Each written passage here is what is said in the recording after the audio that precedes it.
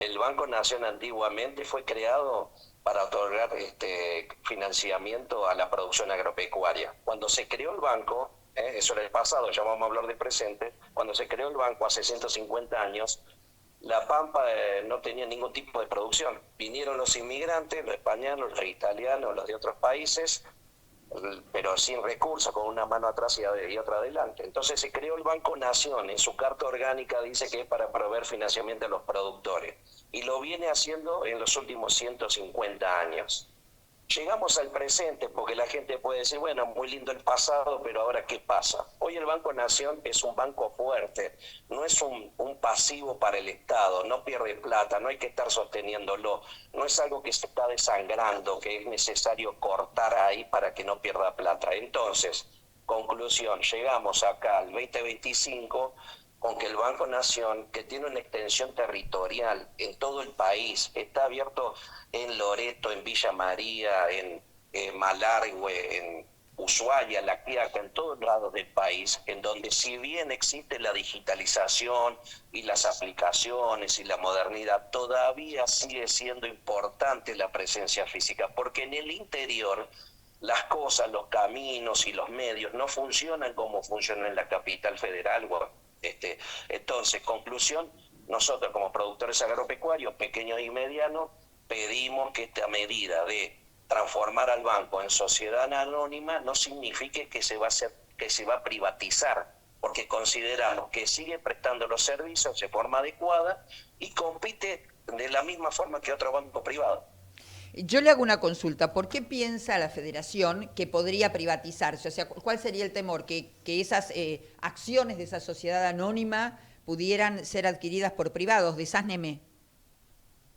Mira, a ver, en esto, todos lo saben, en la política nosotros, no todas son buenas intenciones, sino que hay acá una cuestión de intereses. Entonces, más allá porque esto es como el marido que te pega y te dice por tu bien, ¿viste? Entonces ahora el Estado te dice, no, lo vamos a hacer, vamos a abrir la posibilidad de que se fondee con capitales privados, pero va a ser para otorgar más plata, para dar mejores beneficios, que es una cosa que ya viene funcionando, por lo cual tenemos nuestros temores fundados por un montón de cosas que han pasado, que indudablemente los otros bancos se deben estar frotando las manos para ver el gran negocio que es el Banco Nación. Hoy veía justamente en un medio que estás trabajando vos, que el 17% del mercado lo tiene el Banco Nación. Y eso es lo que quieren los privados. Y el gobierno, ¿por qué quiere hacerlo por otro lado? Porque quiere hacerse de unos mangos. No es lo mismo vender aerolíneas argentinas que da pérdida. El Banco Nación da ganancia, por eso es una buena manera de fondearse el mismo gobierno nacional. Vamos a poner algunos detalles que me parece que son interesantes y Dale. después, si usted no se enoja en alusión a que soy una señora mayor y ahora que está tan cuestionado el periodismo como tal, voy a ser de abogada del diablo un ratito. Pero primero le... Dale, dale. ahí Yo está. también soy grande, así que no hay problema. Ahí está. Estamos conversando con José Luis Volando, que es vicepresidente de la Federación Agraria Argentina. José Luis, usted puntualizaba recién el rol que ha tenido Sí. históricamente el Banco Provincia, y a mí inmediatamente me viene a la cabeza, por esto de que soy una señora mayor, ¿se acuerda cuando en los años 90 el Banco Nación subastaba o intentaba subastar campos de productores? Iban ustedes, los federados, que históricamente, y perdón la expresión, han sido carne de cañón, porque siempre han sido los que han ido al frente, me acuerdo en 2018, bueno, siempre, iban ustedes a tratar de evitarlo, allí no hacía aquel movimiento, ¿se acuerda de la señora Lucy de Cornelis? Ese también es el Banco Nación, es el mismo Banco Nación. Usted corríjame, que durante el kirchnerismo, al productor que no liquidaba soja, no le daban crédito.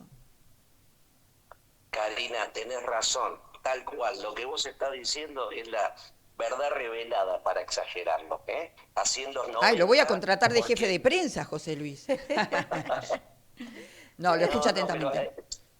está perfecto, porque hay que decir todo lo bueno y todo lo malo. No es que uno viene haciendo una defensa sin reconocer todos los errores que han ocurrido en el pasado. Pero bueno, yendo puntualmente, en los 90, para la gente que no sepa, el productor agropecuario se financiaba con el Banco Nación. Vino la grande crisis que vino en el 90. Hay que pensar que el banco también le agarró el 2001, agarró la hiperinflación, y entonces el productor que no podía pagar de los créditos, había hipotecado sus campos y entonces efectivamente corría el riesgo de perder esos campos. Incluso en ese momento se hablaba de privatizarlo, porque lógicamente los abogados, yo soy abogado, pero los colegas son bravos, querían hacerse de los campos. José, Y el mal uso José, político que se hizo del banco es real ahora.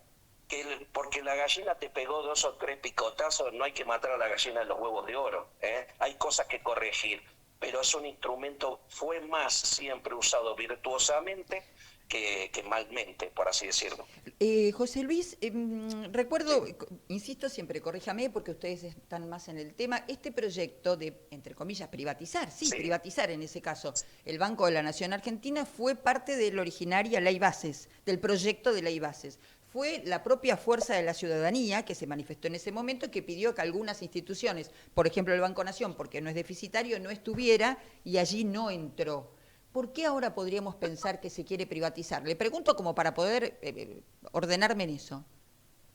bueno, por supuesto. A ver, Karina, dijiste algo muy bien, pero lo vamos a dar con más exactitud para que Sí, después no nos corrijan. En la ley bases lo querían privatizar, pero ahora no dicen que lo quieren privatizar, claro. dicen que quieren transformarlo en sociedad anónima, que eso abre a que se pueda o no se pueda privatizar. ¿Estamos de Ah, acuerdo? claro. Entonces, el proyecto de hoy es más liviano o más digerible, por así decirlo, que el primero, ¿viste?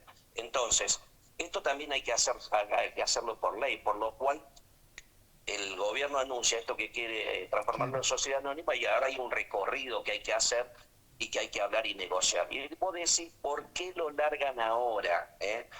En primer lugar, el campo, el productor agropecuario, como la sociedad en su conjunto, todavía apoya al gobierno, tiene una expectativa de que las cosas van a ir bien. Digamos, es como que le otorgó un cheque en blanco, por así decirlo. Y esa buena onda, por así decirlo, todavía existe, cosa que al principio, digamos, era más complicado, era más incierto. Ahora, convengamos, el gobierno bajó la inflación, demostró que algunas cosas se están haciendo bien, con lo cual se ganó ese crédito. Y en segundo lugar, vos viste que mediáticamente también hay mucho humo con las criptomonedas y con todas esas Sí, historias. Y entonces, vos fíjate que el presidente firma el decreto y se va a Estados Unidos, es decir, pasa un poco más desapercibido. Y cuando uno va a los funcionarios de la segunda línea, te dicen, no, no se asusten, no se preocupen, no lo vamos a privatizar, ¿viste? Pero bueno, nosotros tenemos la obligación de decir cómo son las cosas, o por lo menos cómo las vemos nosotros. José, el decreto, claro, fue firmado por la noche, de hecho la metáfora campestre invita entre gallos y medianoche, por así Y decir. medianoche. Y recién te Tal escuchaba y cual. pensaba, y como cordobesa también, ya que estás desde James Craig, así como ahí pegadito a Villa María, que no solo el campo se vio afectado, me refiero con esto a la producción agropecuaria, particularmente respecto a lo que ahondamos con Karina, ¿no? Sobre lo que fueron esas décadas oscuras, casi de remates continuos por parte del Banco Nación, sino también las pequeñas familias emprendedoras, y hablo con conocimiento, por supuesto, Claro. autobiográfico, que generan empleo y que fueron por todo, ¿no? Sin piedad, con políticas muy equivocadas a mi criterio. Yo era una niña, pero lo entendí muy bien en ese entonces. Con esto me refiero a que el Banco Nación genera una especie de economía regional. Esto es un paralelismo, no es algo estricto que quiero decir. ¿Por qué? Porque es muy importante, y te voy a decir, en localidades como Nuetinger, estamos hablando de 5.000 Claro. habitantes, por poner un ejemplo más y seguir sumando. Si vamos por Santa Fe, o sea, podemos recorrer el país y es un punto neurálgico. De hecho, en términos culturales es la plaza, la iglesia, el Banco Nación. Así es, y el edificio del Banco Nación en el pueblo más recóndito que pueda existir. Y eso la gente, como vos decís, el Banco Nación está bien federalizado, por así decirlo. Y de vuelta, la realidad que se ve en la ciudad con respecto a la accesibilidad, a lo financiero y todo eso, no es lo mismo que en el interior. Y aparte del productor agropecuario, como dijiste, esto es muy utilizado por las pymes, muy utilizado por los emprendedores. Y por último, como bien lo sabes, en estas localidades pequeñas, si uno quiere que la gente se quede trabajando en los pueblos pequeños o en los campos, tenés que darle las condiciones. Si, en un pueblo la luz es más cara, los servicios son más caros, le sacás el banco, bueno, después todo el mundo se va a vivir a la ciudad y bueno, después se producen todos los problemas que hay, ¿eh? O sea, en el campo hay trabajo, pero hay que darle las condiciones a la gente para que pueda invertir. Y el Banco Nación todavía hoy, después lo superarán, vendrán los bancos privados y harán mejor, ojalá, lo felicito, pero todavía ahora el Banco Nación es muy, muy importante. José Luis, yo hablé con usted en la semana y sé que estuvo haciendo una recorrida por distintas localidades del interior como hombre federado. ¿Con qué se encontró respecto de la campaña gruesa a partir de todas estas temperaturas, la verdad, tan altas, este calor? Decíamos la marca térmica en Chaco histórica, lo mal que le está pasando el maíz en Chaco, ¿no? Pero usted estuvo por el centro recorriendo, ¿nos quiere contar? Aprovecho, le dije 5 minutos, pero aprovecho que lo tengo y voy a charlar un ratito más. Dale, te digo rápidamente para que la gente entienda. Estuve por el sur de la provincia de Córdoba, La Bulaye, Adelia María, Río Cuarto. ¿Qué teníamos en general en el país? Un panorama en enero en donde la cosecha estaba seriamente comprometida, pero comprometida en el sentido que se venía un gran fracaso, ¿eh? Frente a eso ocurrieron dos cosas buenas. Número uno, el gobierno se dio cuenta de esto y bajó un poco las retenciones. Poco, no es suficiente, pero por lo menos marca algo. Y en segundo lugar empezó a llover. Entonces la cosecha se empezó a acomodar. De Bien. todas formas estamos en un periodo crítico, ¿no? Sí, y José, ahí nos escuchás, ¿verdad? Sí, ahí te escucho, Perfecto. no sé si se cortó. No, Un perfecto. periodo crítico y hay cierto contexto frágil desde hace tiempo para lo que es una economía muy cordobesa, como es la economía láctea, la producción láctea, bien digo, y el sector tambero. ¿Hay proyecciones para este año que nos puedas compartir? Mira, vieron que el campo no es una sola cosa, ¿no? Son las producciones, cada uno tiene sus particularidades. En el tema del tambo, hoy la foto, hoy es buena dentro de todo, ¿eh? No es que sobra. Pero si vamos a poner la agricultura, los cerdos, la avicultura, los pollos, y el tambo, hoy el tambo es como que estaría un poquito mejor. ¿Por qué? Porque al estar el cereal barato, la soja y el maíz está barato, por eso el productor se queja, produce eso. Ese es un insumo que nosotros usamos para darle a los animales, por lo cual nosotros este año estamos más o menos acomodándonos después de años estar muy mal. Del 23 al 24 se fueron el 10% de los tambos, a pesar de la recomposición de precios que te estaba contando. Pero bueno, hay un tema de arrastre que era complicado.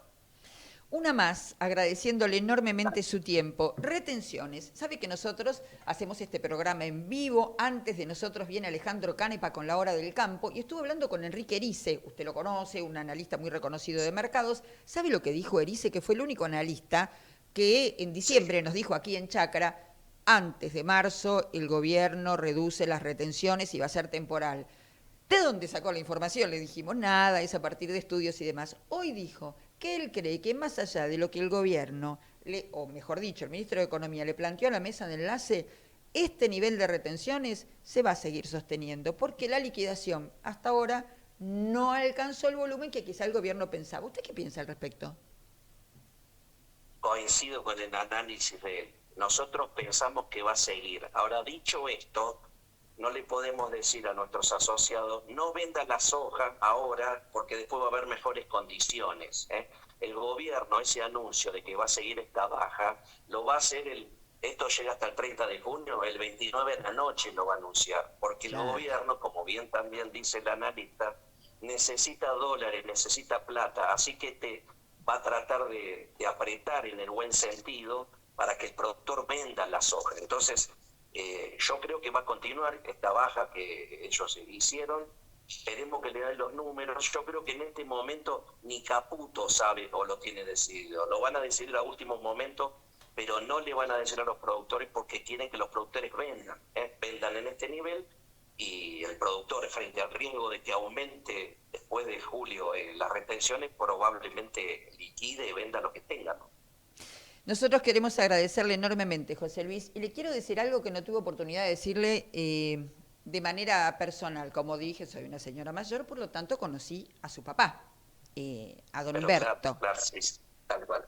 Bien. Humberto. Él me dijo una vez, a modo de metáfora, en una entrevista que hice, y lo repito siempre, hasta a mi hijo se lo enseñé, que cuando el agua sube, el agua corre siempre para lo más bajo, y en lo más bajo siempre están los pobres, a modo de metáfora. Me Así quedó es, como así enseñanza es. para la vida, y nunca se lo pude decir a usted personalmente.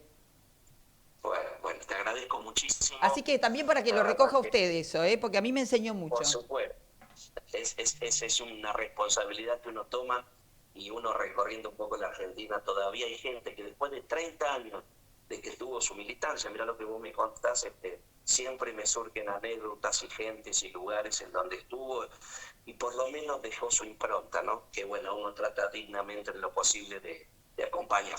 Así que Así será. esperemos hacerlo y hay que darle para adelante.